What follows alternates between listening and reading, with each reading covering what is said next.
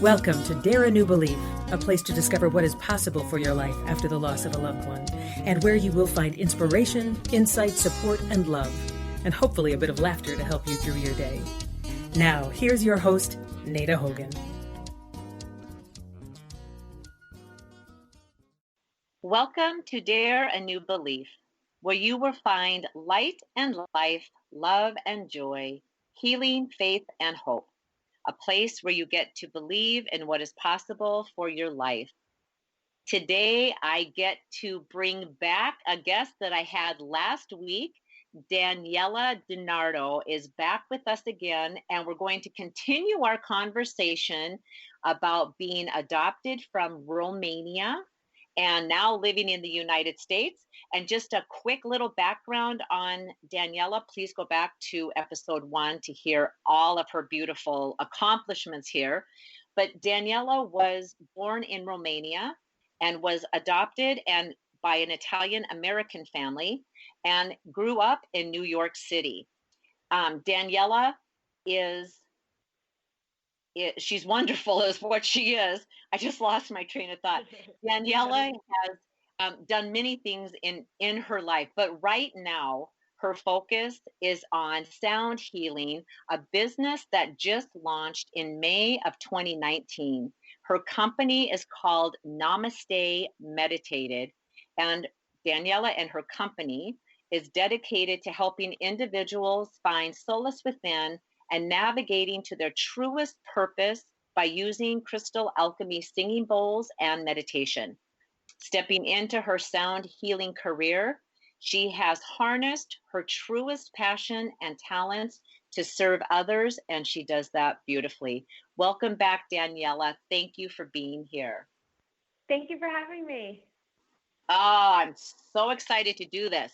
So we covered a ton of information in part 1. And so listeners, if you need the background on Daniela about being adopted from Romania, she's got a great story. It's just a fabulous story. Please go and listen to part 1. But now in part 2, I want to dive in a little bit more about your personal experience once you got to be older and understood that you were adopted and how all of that affected you. So my first question that I would like to ask you is, how old were you when you found out that you were adopted? Oh, okay. So I was actually pretty young.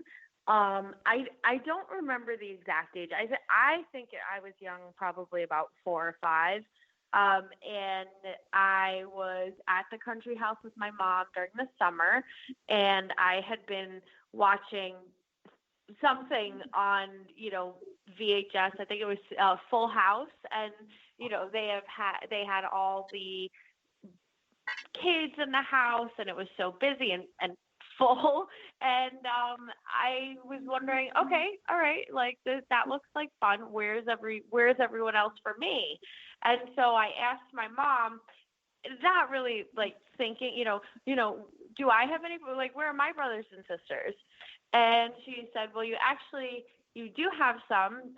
You have a brother and 2 sisters, and they're from Romania. You were adopted in Romania, and you're here now, and we love you.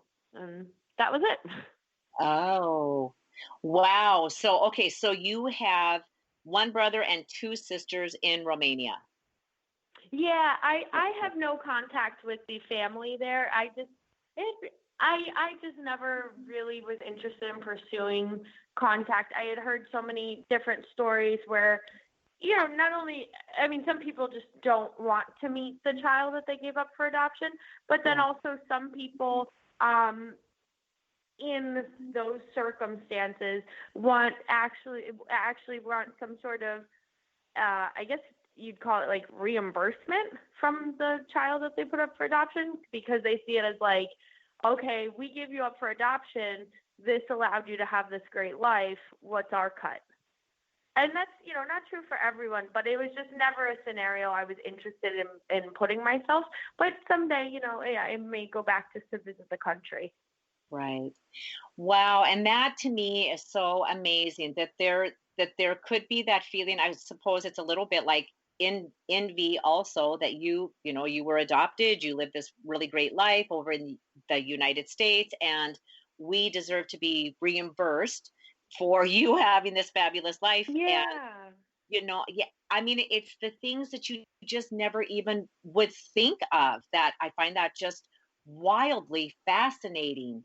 So, Of course. so And on the flip side, I mean, I have a girlfriend who actually my mom connected with her mom when they were both in Romania looking to adopt children. Her mom ended up adopting two twin boys out of an orphanage. They had, I think, been 1 year old at that point, or a little over 1 year. And she was a baby just like myself, and we were both in the hospital. And she actually went on to go back to Romania, and she is now there caring for the family that has been orphaned by her birth parents. So she's taking care of the younger generation and I guess the grandparents too right now. wow, that's amazing. Yeah, super, super incredible. Wow. So she's back there right now doing that. Is that what you said? Yeah, yep. She went back and she got a dual citizenship so she could Huh? stay and help them.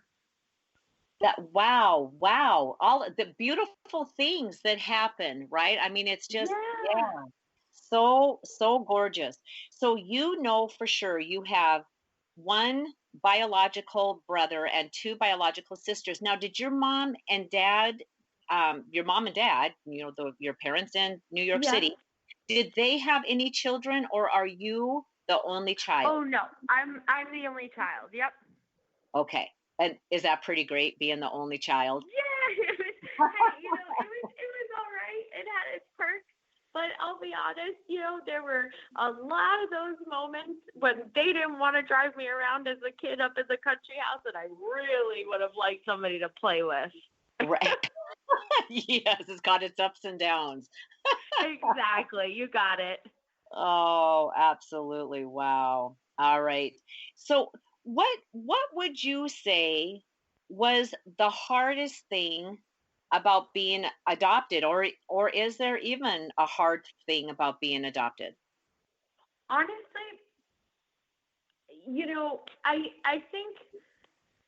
I think in the subconscious maybe it has some effect to some degree at some point, but nothing that I can like really pinpoint.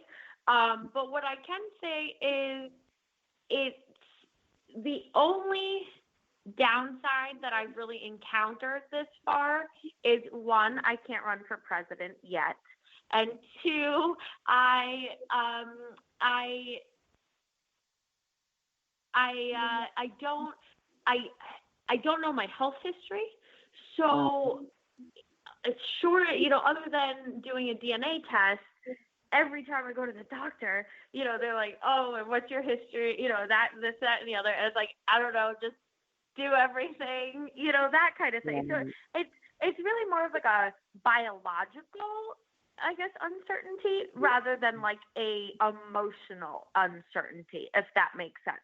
Yes, completely, completely.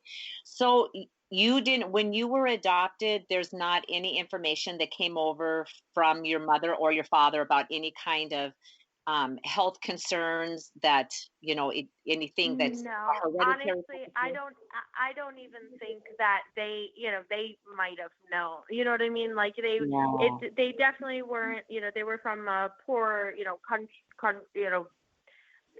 a bigger city, but well out in the outskirts, and it's just, I don't think that was something that was really thought of then. Right, right. Okay. So do you have are you married right now, or no? You're not married, right? No, I have a boyfriend though. We've been together for some time, and Yeah. We'll see. Yeah. So do you think, is that the will see? Do you think you'll have kids? How do you feel about having children? Or is that something you even think about? You're busy doing your sound healing, and I'm not even Yeah. thinking about this right now. I'll be honest, I still feel pretty young, like just emotionally not really there yet. But I mean, I've always had like the thought of, oh, I was adopted, so maybe someday I'll adopt too. But other than that, I haven't really given it much thought. Yeah. Yeah. Wow. That's beautiful. That's beautiful. So what is do you believe is the greatest blessing of being adopted? And maybe you haven't even discovered all of it yet. I feel like all these types of questions are sometimes we have to go our whole lifespan and be able to see all of the gifts and blessings that we have out of a situation that sometimes we just don't fully know until we have lived a long, long, long, long life. So up until this day, what is the biggest blessing for you for being adopted? I think as I get older, it's easier to see it as, wow, well, that could have not happened like that, and Yeah. to see it as more of like luck, you know what I mean, and see it of how see how lucky I was, you know what I mean, Yeah. and realize that it could have not been me, and I could have gone somewhere else or not, you know what I mean. So that's kind of where it's really struck me and made me feel lucky. Right. Do you feel like does it feel to you like and I'm doing air quotations that you just kind of ride with Lady Luck? Does it feel, because that it's a phenomenal story how your mother was able to come to the hospital and get you when literally you're just weeks away before ending up in a orphanage. But does it feel like your whole life you've been kind of lucky? Yeah, definitely. I can absolutely see that. And I think it's so funny when, some people, they really want to have like that concrete plan in place. But, sometimes I think it's by luck, or chance that things happen. Like I just started down the path of sound healing because I crossed paths with somebody and then decided to go have a private sound bath one day. And I was like, wow, what was that? And Yeah. so all just by chance, I happened to cross paths with her and then go down that avenue. So I definitely think that luck has kind of prevailed. And sometimes, I mean, I think for a long time when I didn't know really what I wanted to do specifically, and I just kept, wanting to help people. Like that's all I could really tangibly say because I have no stomach to be like a doctor or surgeon or anything useful like that. So I had to think of something else that I could do to help. And I think that so many people go into college with like the plan of what they want to do.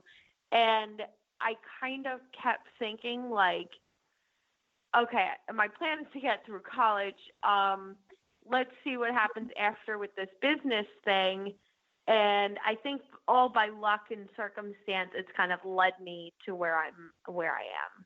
Yeah, yeah, absolutely. Yeah, because you're a little ways. It's great to have all of that business background from from school and to Right. help your business now, absolutely. But yeah, you are in a different arena right now doing the sound healing and the sound baths, and we'll talk about that in just a moment.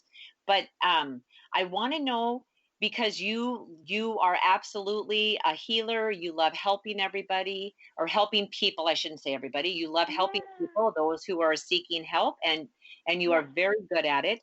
So what advice would you give to a young mother who is thinking of placing her child up for adoption? Mm, that's so. It's tough just because it's every situation is so different.